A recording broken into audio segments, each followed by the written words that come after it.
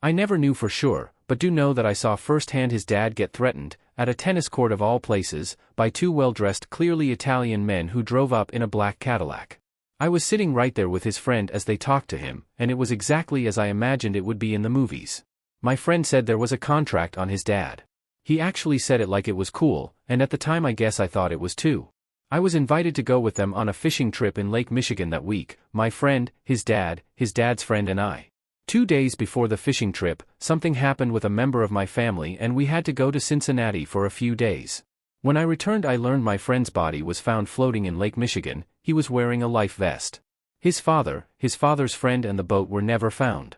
Police questioned me about what I knew and who I'd seen talking to his dad, but I think I was lucky that I said I couldn't describe what they looked like and didn't get wildly specific.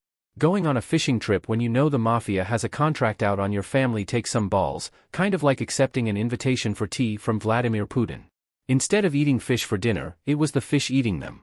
Condolences to the family though. Story 2. My best friend, not me, but when we were younger a guy we knew a little who was extremely charming and debonair, asked her on a date. Everybody liked him and urged her to say yes, but she got a really creepy vibe off him and turned him down. 20 years later he's all over the news because he's been arrested as a serial killer who would approach women, charm them, take them on dates and murder them. He started kissing women right about the time he asked her out. If she'd gone out with him, she would have been one of his first 3 victims. The police even interviewed her as they tried to piece together the early years of his murder spree. Holy, her danger senses really saved her there. Story 3. Walking to work in the winter. Halfway through a step forward under a skybridge when an icicle taller than me, 6 foot, and probably 2 feet around at the base crashes down right in front of my nose. If my bus had been a half second earlier, if I had walked even a tiny bit faster pace, I would have been impaled from brains to balls. I was frozen in place for a minute, quietly surveying my near death. There was another pedestrian nearby who witnessed it, and the wide-eyed, ashen look on his face as he stared at me, confirmed just how narrowly fortunate I was that day. A quick Google search says there's about 15 icicle deaths per year. Lots of things trying to get you out there. Story 4. After a night of partying a bunch of us wanted to go watch the sun come up at a local beach when we had just graduated high school. There wasn't a sober one amongst us and one guy volunteered to drive in his minivan. A few of us said no, let's just watch it from the deck, but he said he was sober enough. I just had a bad feeling, and a bunch of us stayed back and slept it off at the house. We were all woken up a few hours later at about 8 a.m. to the phone ringing off the hook, cops and freaking out parents. This was pre-cell phone days. They were in a really bad single-car rollover accident, 4 of 6 dead. No one was wearing seatbelts. They would have had to have taken a curve at about 160 kilometers per hour. That was a rough summer. Oh, and survivor's guilt/depression is a real thing. It's the false sense of confidence after drinking that gets you. One slightly delayed reaction and you're dead, so best not to drink at all before driving. Story 5. In university, me and my 2 best friends were drinking, playing Mario Kart and just shooting the shiz. We were hungry and wanted food. I said let's just make a tombstone pizza because we've been drinking and most delivery services were closed at 1:30 a.m. One said he's fine to drive. I said no, bad idea. He got the other guy to go with him. McDonald's usually doesn't take 2 hours to get, so eventually I went for a scooter ride since McDonald's was less than 2 miles away. I noticed there's a taped-off spot on the bridge right before McDonald's with a crane, cops and an ambulance. They curbed the car and drove it off the bridge and into the shallow creek top first and died on impact. I dodged the nuke of death but ate the bullet of survivor's guilt for nearly 5 years. Edit. I am doing good. Depression and fear of driving lasted a pretty long time. Moving back home for 2 semesters helped a lot versus being alone in the college apartment we shared. I took the keys of the driver but he had a spare key and they left when I went to the bathroom. Got to the living room and they were gone. Looked out the window and his car was gone. Verbally said, damn what an idiot, his dad is going to be livid if he gets pulled over. I'm okay to drive is the most dangerous sentence ever spoken. Story 6. I had just moved to Colorado by myself and for whatever reason my mum was encouraging me to get out of the apartment and go see the new Batman movie. That was the night of the theater shooting, and not only was that the theater but it was also the showing I was considering going to. I stayed up late playing League of Legends instead and woke up to a lot of texts and missed calls. Probably not ideal for my family's blood pressure that I slept in pretty late that day too. Opie was asking figuratively, you dodged literal bullets. Story 7. I had some chest pains one night and woke up my wife to tell her. She got a little scared that it might be a heart attack and we agreed that I should go to the emergency room. The nurses were pretty sure it was a false alarm but would run an EKG as is common practice. In my head I was hoping that the chest pain would come back, not to prove a heart attack but so that we can find out what the chest pain was. The EKG was done by one veteran nurse and a new nurse. I was watching over their shoulders. Something was flashing on the screen that made both nurses look at each other with disbelief. They ran it again and one nurse went out to the station for help. The other stayed with me and very nicely told my wife and daughter to go back out to the waiting room. A few seconds later, 5, 6 more people came into the room slowly and calmly and began prepping me for something. It turns out that I was having my second heart attack that night in the ER. The doctors and nurses found an obstruction in my heart and were prepping me to have it cleared and a stent placed. When I got out of surgery, the doctor who placed the stent told me, "You probably picked the best time and place to have a heart attack right here in the ER." Story 8. We went to Thailand in 2003 for Christmas. I spent a number of years there in the early 90s as a kid and loved it so much that we were going to do it again the next year. Spend Christmas watching the sun come up on a beach at Phuket again.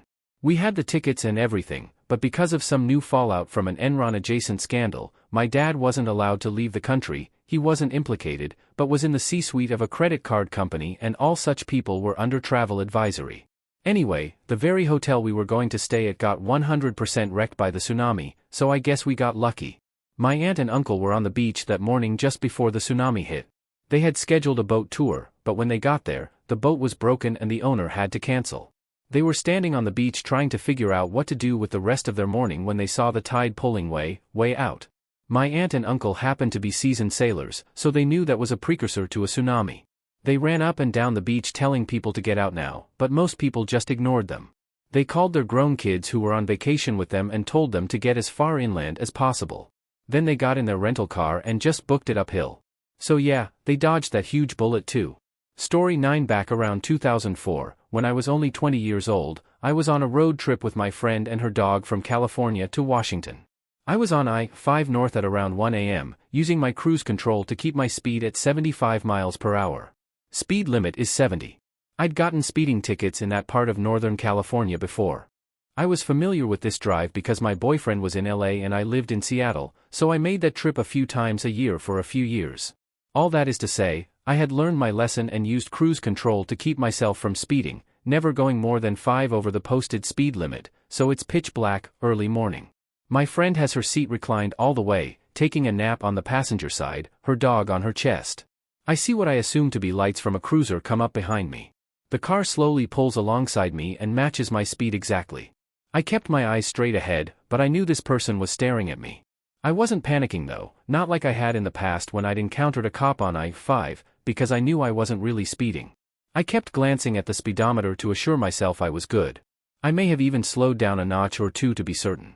After what felt like an eternity of this cruiser just keeping pace with me, he finally slows down, swerves in behind me, and puts his lights on. As I'm slowing down and pulling off to the shoulder, I nudge my friend awake and tell her I'm getting pulled over. She asks if I was speeding. She knew my history, and I assured her I was not, and had been using cruise control. I was really starting to shake by this point. Cops make most people nervous, but something just didn't feel right about this stop.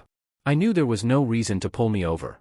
Pitch black, middle of nowhere, hadn't seen a gas station or rest area for miles.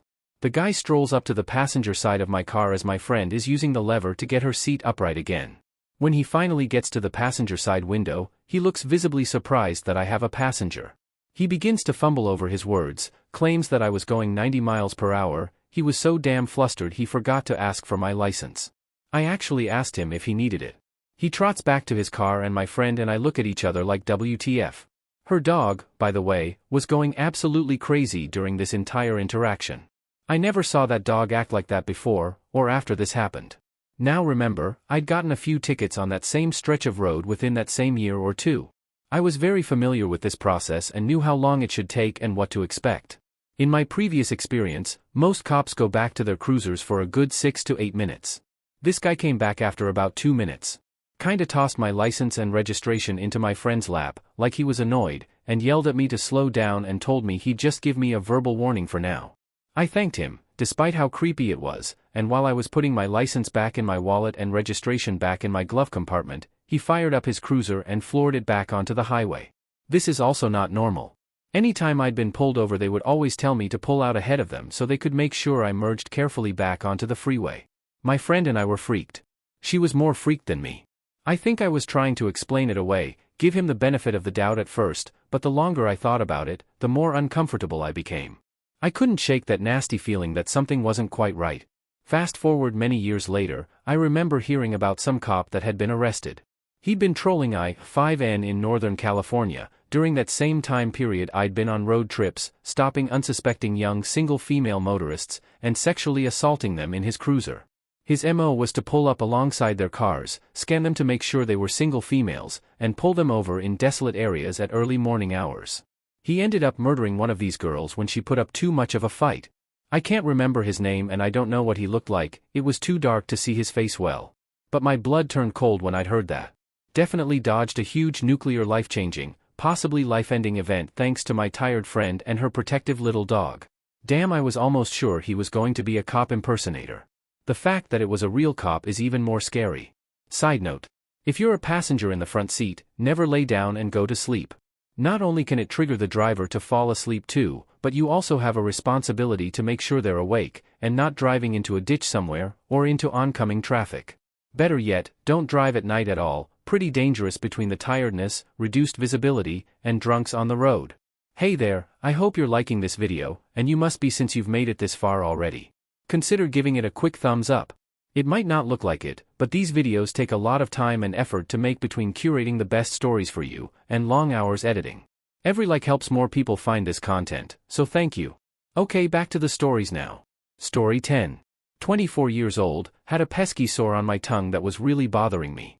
My boyfriend's dad was a dentist, so when I was over at his house one night, I asked him to take a look. He recommended I go see an oral surgeon the next day for him to check it out. The next day I decided it was feeling better, so I tried to cancel my appointment, but my boyfriend's dad insisted I go. I went, and the oral surgeon pretty much diagnosed it as cancer on the spot. It was aggressive, and by the time of my surgery to remove it, it had already spread to multiple lymph nodes. They ended up removing over half my tongue, followed by chemo and radiation. Given how aggressive it was, I often think that if I had put off the doctor's visit any longer, I probably wouldn't have survived. I'm coming up on my 10-year anniversary in January. Boyfriend's dad definitely knew, but didn't want to break the bad news. Story 11. I was driving home from visiting my brother in Vermont when a snowstorm started. I didn't have much experience driving in serious snow, and I completely lost control. Car careened off the road and I was heading for a giant boulder at around 50 or 60 miles per hour. I felt time slow down, and I reflected on my life for a moment, and then said goodbye to my body. Suddenly, I was jolted out of it by an abrupt impact, but I could see that the boulder was still 20 or 30 feet away. When I got out of the car, I saw that I had hit a little skinny tree that I could have easily grabbed with one hand. However, it had a giant root system that lifted the car off the ground and stopped me. Car was totaled, but I was completely fine because of that little tree. There is no way I would have survived the other impact. Good job, little tree. Glad you were safe. Story 12. This happened before cell phones existed. I had a long commute home, and on a rare occasion my husband drove into the city to meet me. I started for home about 15 minutes before he did. On the stretch of Highway 101 that I needed to be on for about 20 miles, there was a big rig in front of me that seemed to be driving erratically. I got this weird feeling and just moved over to the next lane and accelerated past him. In my rearview mirror, I saw the big rig run over the car in front of him, flip to its side, crushing the cars in the next lane, where I had just been. My husband was behind the accident, and as the police were letting cars pass in single file, he saw one of the crushed cars had a red bumper. He got home a couple of hours after me and said he'd never been so happy to see my red car in the driveway. That he'd been holding his breath as he turned down our street because he really expected me to be under the big rig. Oh wow. I imagine that was the longest drive of his life after seeing that bumper. Story 13. Was chatting with a woman at the bar, nothing flirtatious, just casual banter. I told her I needed to head out and she asked if I could give her a ride. I was headed that way, so it wasn't a big deal. We pull into her driveway, and I can see a guy at a computer in the living room through the window. I ask who it is and she replied, "That's my husband. He's a pansy. I'll bring him outside and you scare him off. Then we can have the house all to ourselves for the night." Every alarm bell in my head was ringing and all I could think was, how do I get this crazy out of my truck without a big scene? So I said, "Sounds good." As soon as she was halfway to the door I put it gear and burned rubber. That poor man. No, not that poor man. That is a honeypot scam. He was going to be robbed or worse. Or it could be some kind of fantasy. Some people are weird like that. Story 14. Yesterday I was helping my fiancé's dad cut some tree limbs from his yard. He was on a lift trying to cut some limbs that were dangling dangerously high over a steel propane tank. The tank itself had $1,500 worth of propane. It had that much. He cut off a limb and it hit the tank with the largest bang I've ever heard. Propane came pouring out the top like smoke from a mortar. He struggled to get the lift down enough to jump out and run for his life. We would later find out that the limb hit the gas valve and it fell straight down into the tank. If it had sparked once, it wouldn't have mattered how far we ran. We would be dead. Him, me, and my fiancé who was showering inside, unaware. Now he has no gas, is out $1,500 and almost died. Big twist is that I saw him smoking up there. There's no way we should be alive, let alone could. The gas is still leaking out even after 24 hours. You might want to call someone about that. He's getting it taken care of by professionals. We're only stupid with power equipment. Story 15. In 10th grade of high school I was in love with a man. Yes, a man, because he was at least 21 years old. He ended up ghosting me and dating my best friend. I was devastated to say the least. Well, fast forward a few months, my beautiful, ex-best friend with green eyes and a pretty body suddenly started dressing in oversized men's clothing, she stopped participating in sports, and stopped going to events. She looked tired and sad all of the time. Turns out this man was a manipulative, controlling, crazy person. He was extremely controlling of her, and forbade her from talking or interacting with anyone at school, unless absolutely necessary. He got her a cell phone and made her call him in between each class, so he could be sure that she wasn't talking with friends. He knocked her up our senior year, and soon after graduation he moved her to a new town where she didn't know anyone, basically to isolate her and further control her. I look back at that and think that could easily have been me. I was a sucker in high school and boy crazy. I know I would have fallen for his trap. That is so sad. Do you know how your ex-friend is doing? I've heard through the grapevine that it's pretty much still the same situation for her. She's still with that man and she's a shell now. Mind you, we're in our mid-30s now, so it's been a long while. So sad. It probably didn't help that she lost her best friend right at the start. Being socially isolated makes it way easier for someone to be manipulated. But wow, those were some crazy stories. Real bullets dodged there in the case of some of them. I think my favorite was the one where mobsters went after the friend's dad. That was super close. Comment below your favorite story.